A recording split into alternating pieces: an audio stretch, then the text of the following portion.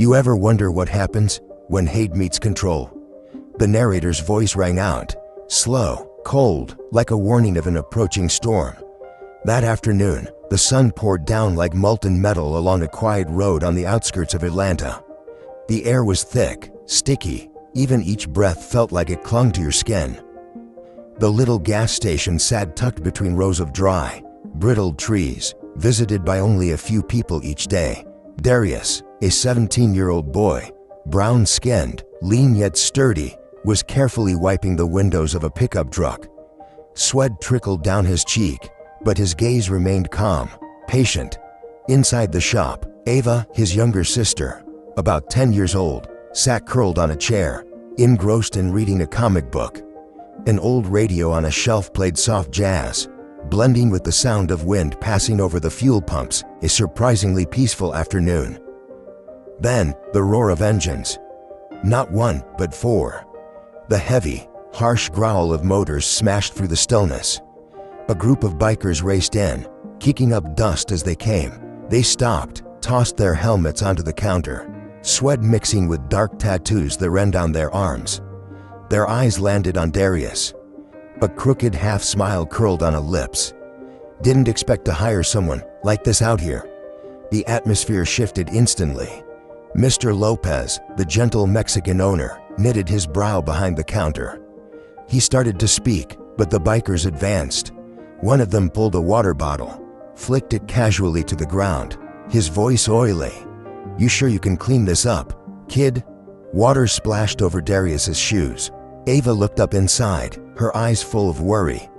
He simply bent down quietly, grabbed a rag, wiped the spill clean, no words in reply. Outside, sunlight glinted off a puddle, reflecting the silhouettes of four large men clustered around a boy half their size. In that moment, the world seemed to stop. The narrator returned, voice low. There are battles that do not begin with fists, but with glances, and how we choose to respond to contempt. Music cut abruptly. The engine roars still echoed in the air, as if the residue of an unspoken challenge. The shot froze on Darius's face, composed, but his eyes deep, hinting at something else. Then fade out. Title appears.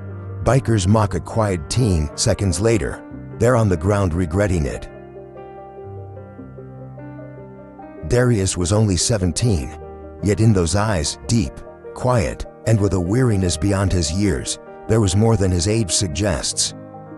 His father, a veteran, passed away when Darius was only 12. An accident during a duty left the family with a small house and bills that never got fully paid. His mother, Mrs. Janine, worked night shifts as a nurse at Grady Hospital. Shifts stretching into the early morning, she seldom got enough rest. So Darius took on an evening job at this gas station after school. He never complained, just quietly accepted whatever task, cleaning windows, changing oil, sweeping the floor, as long as he could afford books and take care of Ava, his little sister in elementary school.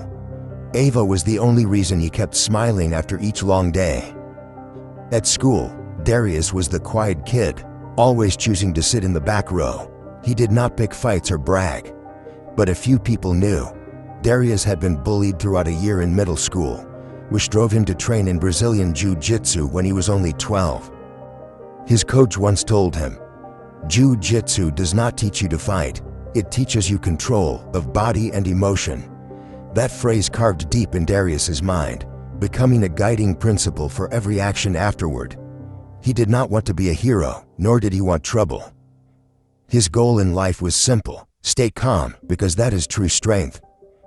But on this afternoon, the test came quicker than he expected. After taunting Darius at the fuel pumps, the bikers walked into the shop. They ordered drinks, laughed loudly, purposely speaking so everyone could hear. Troy, their leader, shaved head, scruffy beard, a cocky gaze, slammed his hand on the table, his voice drawn out. "Hey, get me another drink, quick, from you chocolate-colored waiter." Silence filled the shop. Ava looked up, frightened. Mr. Lopez stood behind the counter, gripping a towel in his hands. Darius walked over, placed a fresh bottle of water on the table, voice soft as a breeze. "Here, sir, your drink." No resistance, no comeback. Just an odd composure, which only made Troy more irritated. He leaned back in his chair, staring coldly at Darius. And in that moment, the audience knows, this isn't ending with words. The afternoon dragged slowly, the heat climbed, the sun like it wanted to burn the pavement. Darius left the shop, carrying the fuel pump nozzle. Continuing his usual work, he inhaled deeply, striving for calm, though inside every sense was on alert. Troy stood nearby, sneering, his voice raspy with the smell of beer. "I've heard folks of color are fast on their feet. Let's see how fast you really are." Then he flicked the fuel nozzle in his hand. A few drops splashed onto Darius's shoes. The smell of gasoline sharp and intrusive. Time seemed to freeze. Darius stared straight at him, cold eyes. No fear, no anger. Ava ran out of the shop, voice trembling. "Darius, stop, please." He turned slightly, saying softly, "Go inside, Ava." Troy glanced at the little girl, smirked. "Oh, your sister? Cute." He took a step toward her, his eyes carrying a thread that made the air feel suffocating. In that moment, something changed in Darius. His gaze, once gentle, now glinted with cold resolve. He spoke slowly, enunciating each word. "Walk away, you do not want to know what I can do." Troy laughed, that mocking laugh echoing. "Oh, I really want to know." The radio inside the shop fell silent. The wind died down. Even Mr. Lopez paused, quietly pulling his phone from his shirt pocket, switching to video mode. No one spoke, everything hung in tension, like a taut string ready to snap. Darius lowered the fuel nozzle to the ground, stood upright. His two hands opened, palms down, stance calm, but those paying close attention would see. His feet now shifted. Stance lowered, exactly like a defensive posture in the dojo. The sun slanted, reflecting off Darius's eyes, calm, focused, ready. Troy sneered, took a step, and in that look, the audience knows. What comes next will not be what he expected. No one had time to say a word. The first biker, a guy built like a refrigerator, shoulders covered in skull tattoos, charged in, aiming to shove Darius down. In a blink, Darius shifted his weight. His right hand gripped the attacker's wrist, hips twisted, a textbook jiu-jitsu throw. So fast the only thing the crowd heard was a dull, dry thud. The biker slammed face first onto the concrete, groaning in pain. The others froze. 1 second, they were mocking him. The next, they watched their buddy lying on the ground, taken down by a skinny brown-skinned teenager. "Wait, this kid knows martial arts," one of them stuttered. Troy clenched his teeth and shouted, "Get him!" 2 more bikers rushed at Darius together. He dropped his center of gravity, stepped back half a pace. A swift, clean sweep took the first guy off balance. Darius turned, locked his neck in a rear chokehold, not tight enough to injure, just enough to make him tap out. The second one threw a punch. Darius dodged, grabbed his arm, broke his stance with a joint lock, then pushed gently. The man tumbled to the ground beside the fuel pump, gasping for air. Every move Darius made was clean, deliberate, as if he wasn't fighting to win, but to control. People began gathering around the gas station. Phones came out. A woman shouted, "He's just a kid, stop it." Troy lost it. He grabbed his helmet and charged. Blinded by rage, the wind howled as he swung. Darius raised his arm, twisted his body right, dipped his shoulder, his movement smooth, fluid like water. Troy overextended, using his momentum against him. Darius flipped him to the ground. The impact echoed through the stunned silence. In one breath, Darius dropped to one knee, pinned Troy's wrist, and pressed his knee on his shoulder, sharp, efficient, yet not brutal. His eyes were terrifyingly calm. He spoke, voice low but firm. "You came looking for a fight. I came trained for peace." Troy growled, struggling, but could not move, sweat mixed with dust and rage. His face flushed red. Darius held the position for a few seconds, then released him and stepped back. His voice rang out, clear like a command. "Leave, now." No one moved. Then slowly, one by one, the bikers rose to their feet, avoiding eye contact. They limped out of the station, quiet like men who had just been stripped of their only weapon, intimidation. Mr. Lopez was still behind the counter, phone in hand, eyes wide in disbelief. Ava ran over and hugged her brother tightly, voice trembling. "I was so scared, Darius." He placed a hand on her shoulder, gently smiled. "It's over, let's go home." The camera lingered on his gasoline-stained shoes, walking calmly across the wet concrete.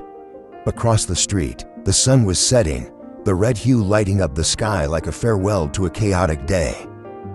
The narrator returned, voice soft and deep. "Sometimes, true strength isn't in the punch, but in the moment we choose to stop."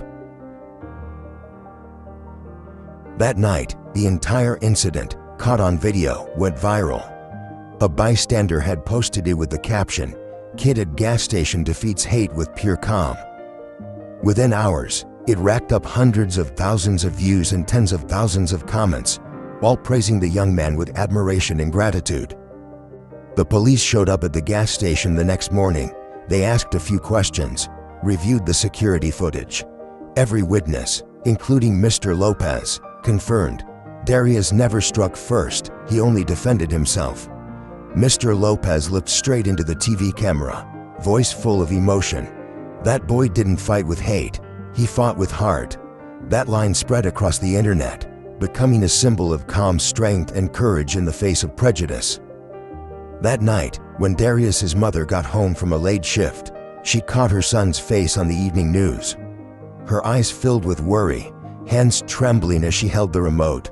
But when the reporter said, "No one was seriously hurt, the boy only defended himself," her eyes welled up. Walking into the house, she found Darius tucking Ava into bed. He turned to her, speaking softly. "I just wanted to protect her. Mom, I didn't want violence, I just wanted them to stop."